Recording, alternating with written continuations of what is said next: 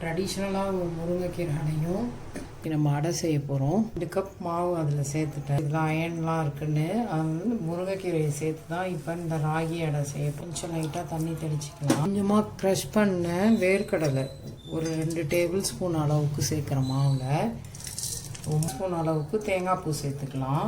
அளவுக்கு அடையை தட்டி எடுத்துக்கலாம்.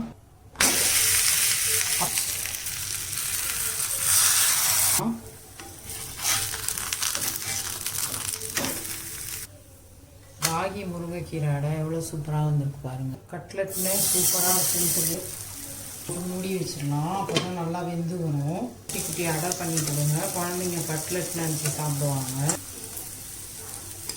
தேங்காய் வேர்க்கடலை சேர்த்த ராகி கட்லெட் ரெடி ஆயிடுச்சு.